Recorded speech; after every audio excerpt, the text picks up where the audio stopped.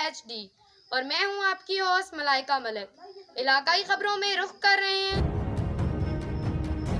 जी बिल्कुल, सीनियर सहाफ़ी का DSP के खिलाफ खबर लगाना जुर्म बन गया। झूठी और बेबुनियाद FIR दर्ज करके गिरफ्तार कर लिया गया। जी बिल्कुल, जिस पर मुकामी सहाफ़ियों में शदीद गमो गुस्सा का इजहार करते हुए पुलिस गर्दी की शदीद अल्फाज में मजम्मत की जा रही है और एहतजाज की कॉल दी जा रही है। सहाफ़ियों का मजीद कहना था कि DSP हेडक्वार्टर रुबीना ताज ने अपने अख्तियारात का नजायज़ इस्तेमाल करते हुए झूठी FIR दर्ज करवाई।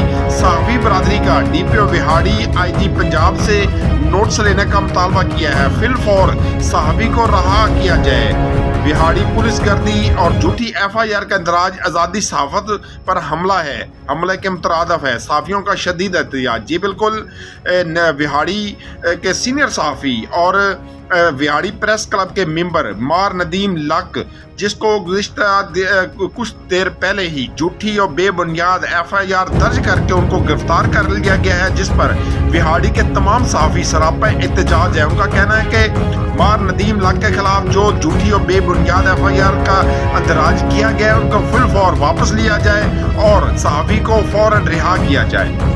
जी, मज़ीद खबरों और अपडेट से बाखबर रहने के लिए देखते रहिए ACN न्यूज़ HD।